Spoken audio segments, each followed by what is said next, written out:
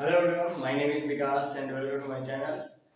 आज हम लोग इस क्लास में 10th यानी मैट्रिक यानी बोर्ड समझ रहे हैं। तो बोर्ड के लिए जो भी बच्चे रेडी हैं यानी जो 9th क्लास में या 10th क्लास में जाने वाले जो प्रिपरेशन कर रहे हैं और जिनका 10th वाला मैथ्स का पेपर है इस साल 2023 यानी 14th फेब को, है ना, बोर्ड वाला एग्जाम है, वो भी मैथ्स का पेपर है। तो उस पेपर में एक क्वेश्चन ऑलमोस्ट फिक्स होता है।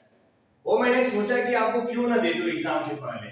आप लोग इस वीडियो को देखिए और वीडियो को देखने के बाद आपके 2 नंबर ये फिक्स है ना। आप देख लीजिए ये 5 मिनट 10 मिनट का वीडियो और आपका ये 2 नंबर फिक्स कर देगा ये वीडियो, है ना।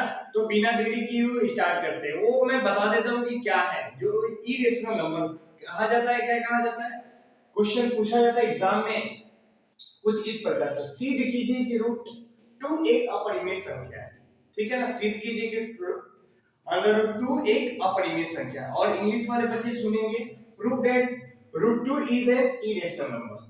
आपके सामने इस प्रकार के क्वेश्चन आएगा, हम लोग को प्रूव करके दिखाना पड़ेगा कि ये है तो कैसे है। तो देखिए ये जो क्वेश्चन करना और इसको प्रूफ करना बहुत ही आसान होता है मेरे तरीके से। आपके भी तरीके से आसान दिखेगी कब? जब आप प्रैक्टिस कर लेंगे, 1 से 2 बार इस वीडियो को देख लेंगे तो ऑटोमेटिक आपको फील होने लगेगा यार हाँ करेक्ट, ये मेरे लिए बहुत ही सहज हुआ और मैं आराम से बना सकता हूँ पेपर में। यानी 2 नंबर फिक्स हो गया आपका। ठीक है ना, मेरी जितनी प्रयास हो सकती है मैं उतने करने का प्रयास कर रहा हूँ, है ना। आप समझने का प्रयास कीजिएगा। ठीक है, पहला स्टेप क्या है? पहला स्टेप कोई भी इरेशनल प्रूव करने के लिए वो फिक्स है। और जो मैं ये मेथड बताने जा रहा हूँ, जो विधि बताने जा रहा हूँ, उसको बोलते हैं मेथड ऑफ कॉन्ट्राडिक्शन। विरोधाभास। यानी कोई चीज को मैं सही तो है उसको गलत लेके चलूंगा और फिर सही भी प्रूव कर दूंगा, अब बाद में बोल दूंगा नहीं नहीं वो चीज गलत है, ये चीज क्या है? सही है। तो हम सब मिला के वही चीज करने वाले हैं। ठीक है ना, तो आप आराम से देखिए, चीजों को समझिए और लैंग्वेज को अपने माइंड में मेकअप करते चलिए और चीजों को समझिएगा तो लैंग्वेज ऑटोमेटिक याद हो जाएगी। ठीक है ना, समझिएगा ध्यान से। क्या है पहला स्टेप जो है वो ऑटोमेटिक आपके माइंड में छप जाता है। क्या है?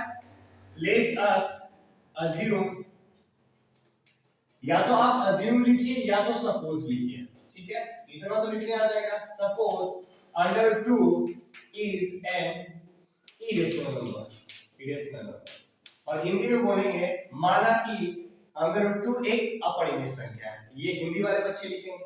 ठीक है ना, अगर ये मैंने जैसे ही माना इसको रेशनल मानना चाहिए मुझे, is a rational number. Rational number. आप कितने बच्चे ऐसे सोचे होंगे अभी कि सर आप बताइए मुझे, आप इरेशनल को रेशनल कैसे मान लिए? अरे वही तो मेथड ऑफ कॉन्ट्राडिक्शन बताता है कि आप सही है तो गलत लेके चलिए और बाद में प्रूव कर दीजिए कि सही है। बाद में आप ये कह पाएंगे कि हाँ गलत चीज को मैं सही नहीं बोल सकता।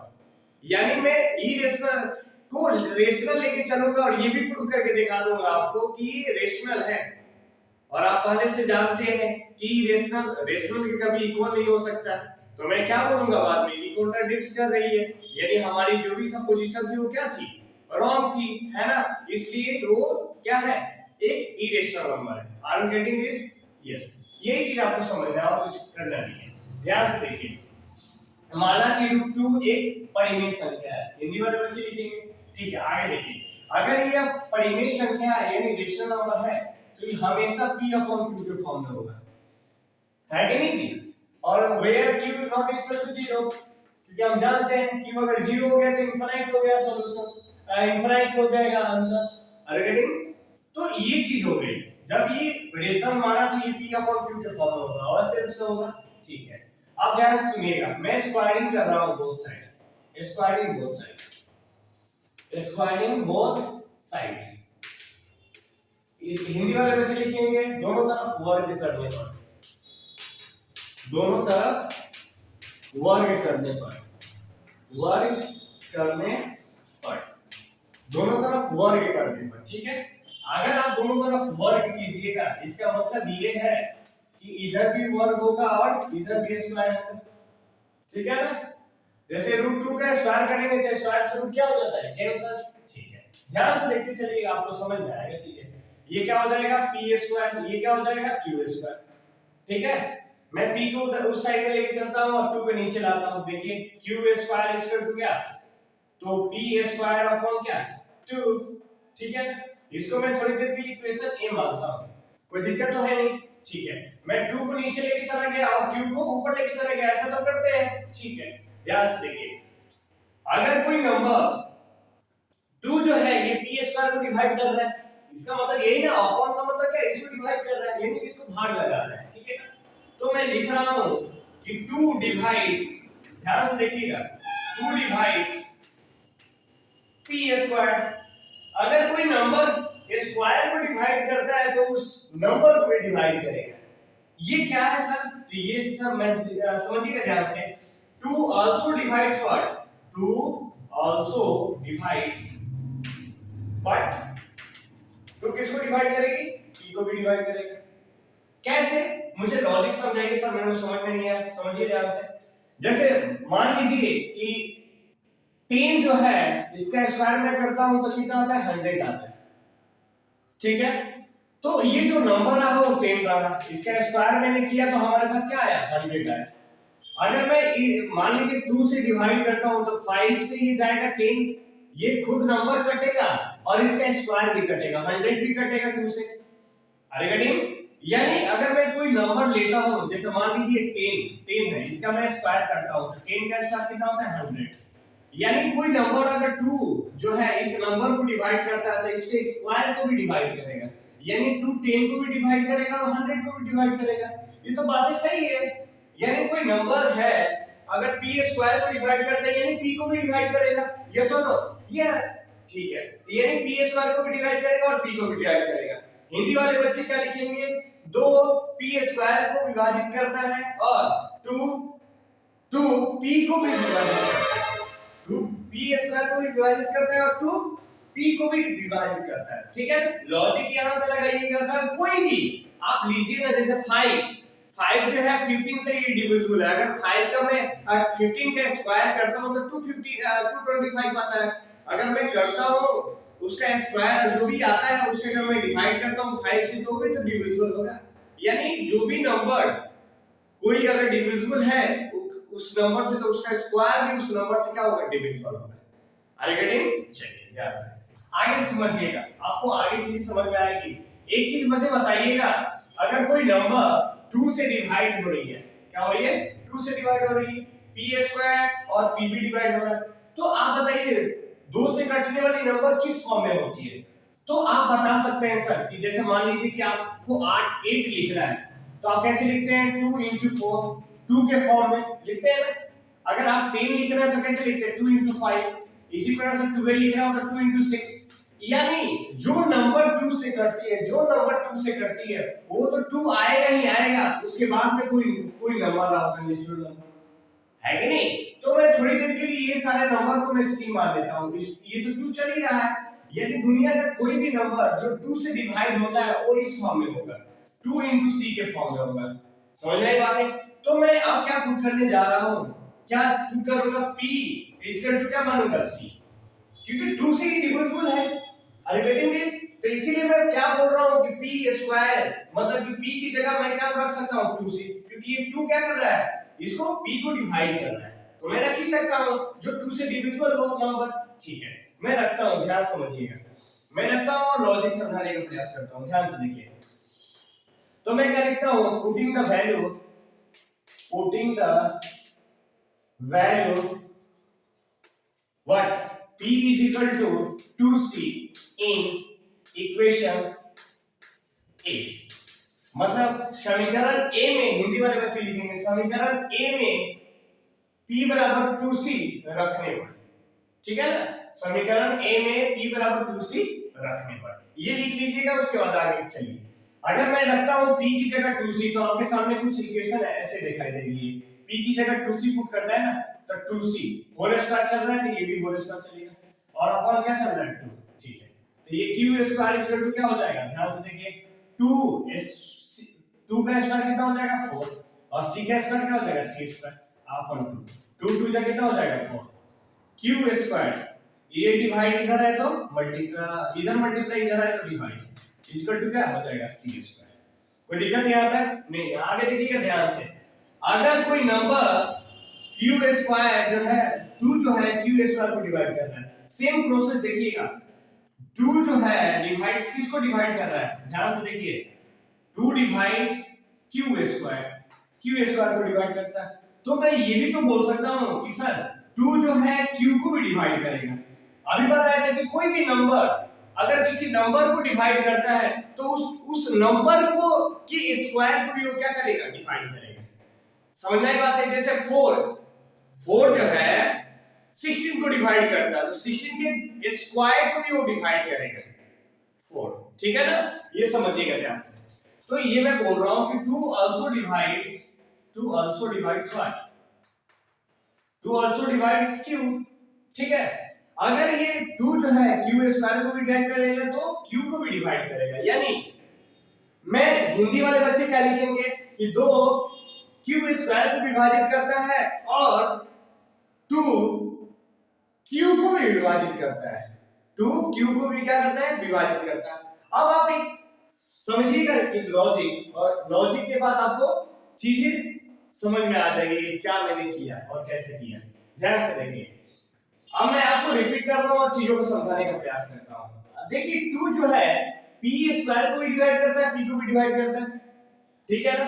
अब यहां पे देखिए 2 पी क्यू स्क्वायर को भी डिवाइड करता है और क्यू को भी डिवाइड करता है। यहां से एक लॉजिक तो फिक्स हुआ आपका कि सर ये तो 2 कॉमन हुआ, ये तो 2 कॉमन फैक्टर हुआ पी और क्यू का, हुआ कि नहीं हुआ, ठीक है। अगर 2 कॉमन फैक्टर हुआ इसका मतलब क्या, ये कंपोजिट नंबर हुआ। समझ में आई कि नहीं बातें, ठीक है ना।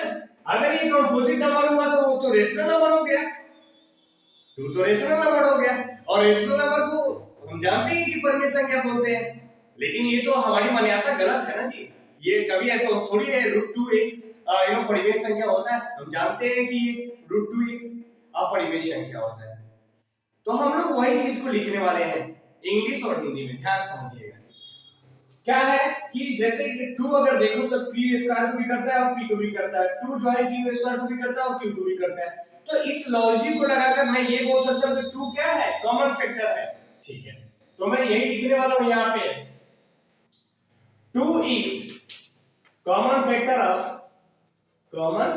Factor of A and P and Q,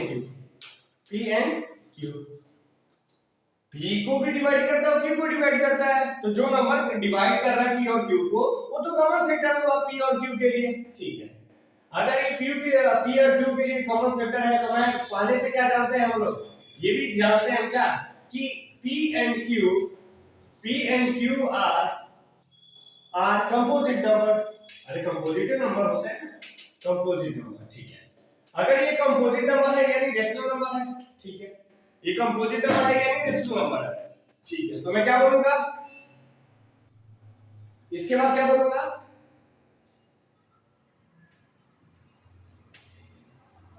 √2 is a rational number, हुआ कि नहीं, √2 इज अ रेशनल नंबर। क्यों कंपोजिट नंबर हुआ, ये 2 कंपोजिट नंबर हुआ और P और Q क्या है, कंपोजिट नंबर है। तो जो हमें रिजल्ट मिला वो क्या मिला, एक कंपोजिट नंबर, ये √2 क्या हो गया, एक रेशनल नंबर। बट ये क्या संभव है क्या, no, but it contradicts the fact that √2 is an irrational number. Under 2 is an irrational number. So we can say therefore our supposition is wrong. Our supposition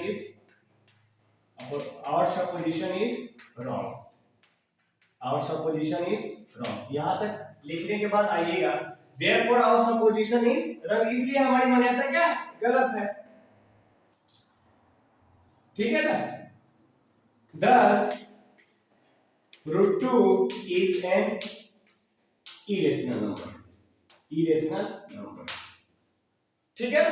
यहां तक स्टेप लिखने के बाद है आपका ये 2 नंबर का क्वेश्चन तैयार होता है, यानी सीट हुआ।